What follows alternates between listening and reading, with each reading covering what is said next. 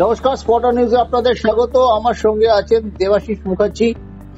দেবাশিস দা, ভাঙা টিম নিয়ে ম্যাচে ইস্ট বেঙ্গল রুখে দিল মুম্বাই সিটি এফসি কে। মুম্বাই সিটি এফসি প্রায় পূর্ণ শক্তির দল খেলেছে, ভ্যান নিফকেও তারা দ্বিতীয়ার্ধে নামিয়েছে, কিন্তু গোলের মুখ খুলতে পারেনি। পুরো ম্যাচটা তুমি দেখেছো। মেকশিফট প্লেয়ারদের নিয়ে এই যে পারফরমেন্স ইস্ট বেঙ্গলের অস্কারের জামানা, সেটা কি বলবে? দেখো, একটা জিনিস বলা যায় যে তোমায় আমি যেটা আগে বলেছিলাম যে এই ভাঙা টিম মানে যারা খেলবে তারাও তো টিমের মধ্যে আছে। তো ন্যাচারালি অল্টারনেটিভ যেগুলো হয় সেটা একটা দুটো হয়, কিন্তু এরকম টিমের ফুল টিমে হয় না। সেটা হয়েছে এবং যারা খেলেছে ভালো খেলেছে।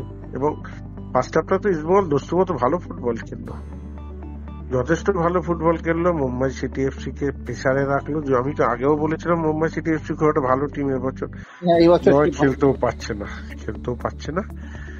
তো আজকে ইস্টবেঙ্গল এই টিম নিয়ে যথেষ্ট ভালো খেলেছে। দিয়ামান্ত ঘোষ কেন গোল পাচ্ছে না, এটা কোচের চিন্তা করা উচিত। আমার মনে হয় যে ছেলেটা গত বছর গোল্ডেন বুট পেলো, সেই ছেলেটা এবছর কেন গোল পাচ্ছে না সেটা একটুখানি আমার মনে হয় কিছু প্রবলেম হচ্ছে, সেটা কোচের দেখা উচিত। এটা কি মনস্তাত্ত্বিক প্রবলেম? না, মনস্তাত্ত্বিক নয়, এটা একটা কিছু ব্যাপার, মানে টিমে কোনো পজিশনিং ব্যাপারটা প্রবলেম হচ্ছে, যেটাকে কোচকেই ঠিক করতে হবে। ওর সঙ্গে কথা বলে, কেন যে ছেলেটা গোল করেছে একটা সিজনে, সে তো নিশ্চয়ই ভালো প্লেয়ার বলে গোল করেছে। হেড করার দুরন্ত চেষ্টা করেছিল, রাখতে পারলো না গোলে।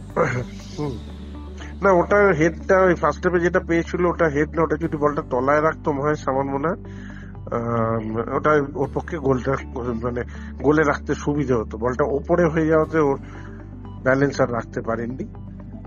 আর তোমার ডিফেন্স যথেষ্ট লড়াই করেছে। আমি তো বলবো নতুন যারা খেলেছে, সেই নন্দ বলো, নিশু কুমার বলো, লালচুন্ডুঙ্গা যথেষ্ট ভালো খেলেছে, চেষ্টা করেছে। মাঝমাঠ যতটা পারা যায় মাঝমাঠে হয়েছে। বা রিচার্ড নো ডাউট ভালো প্লেয়ার রিচার্ড। আমি তো বলবো এটা ইস্টবেঙ্গলের গুড রিক্রুটমেন্ট এই রিচার্ড ছেলেটা। ও আস্তে আস্তে যদি ঠিক জায়গায় টিমটা ঠিক চলে আসে না, ও খেলা অন্যরকম হবে। ও অনেক বেটার প্লেয়ারই দিচ্ছে। দরকার একটু সাপোর্ট এবং সাপোর্টিং গেম, যেটা ইস্টবেঙ্গলের সবাই চলে এলে, হয়তো ফিট প্লেয়াররা চলে এলে সেটা হবে। এবং আশা করছি আগামী একটা দুটো ম্যাচের পর ফার্স্ট সিক্সে যাওয়ার কোনো চান্স নেই, সেটা নিয়ে আলোচনা করে লাভ নেই। নতুন প্লেয়ার আসছে, আমাদের কাছে যা খবর আছে, দুটি নতুন প্লেয়ার আসছে, একজন স্টপার আসছে। হিজাজি গোটা মরশুমের জন্য আউট, ক্লেটনও গোটা মরশুমের জন্য আউট। তাহলে একটা স্ট্রাইকার আর একটা ডিফেন্ডার আসছে, এরকমই কথাবার্তা চলছে। তবে ফ্রি প্লেয়ার আজকে 31শে জানুয়ারি ফিফা উইন্ডো বন্ধ হয়ে গেল। এবার যে প্লেয়ার আসবে সে ফ্রি প্লেয়ার, মানে সে 6 মাস ইন্টারন্যাশনাল ফুটবলে খেলেনি এমন একটা প্লেয়ারকে ইস্টবেঙ্গলকে নিতে হবে। এখানে ট্রান্সফার ফি লাগবে না, যেটা হয়তো কিছুটা সুবিধাজনক ইস্টবেঙ্গলের। ঠিক আছে, নেবে, কিন্তু ইস্টবেঙ্গলে এই মুহূর্তে যেটা দরকার, মাঝমাঠের একটা প্লেয়ার দরকার। হ্যাঁ, ওই মাঝমাঠের প্লেয়ার যেটা সাউল ক্রেসপো বা তোমার মানিতালাল ছিল, ওই জন্য মাঝমাঠের একটা প্লেয়ারটা খুব জরুরি।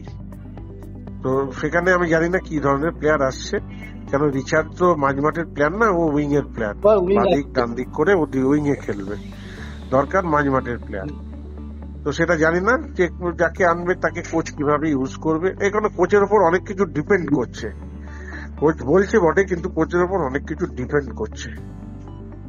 কেন যে প্লেয়ার গুলোকে খেলা বার করে নেওয়া কোচের তো একটা পার্ট থাকে না, থেকে খেলা বার করে নেওয়া। দেখা যাচ্ছে অনভ্যস্ত পজিশনে খেলোয়াড়দের নিয়ে দল গড়েও তিনি সেরাটা নিংড়ে নিচ্ছেন প্লেয়ারদের কাছ থেকে।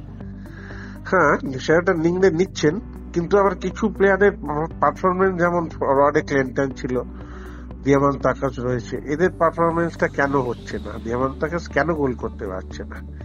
কেন প্রবলেম হচ্ছে? তাহলে কি বল পাচ্ছে না, না কোনো অ্যাডজাস্টমেন্ট? এটা দেখতে হবে, এটা কোচকেই দেখতে হবে না?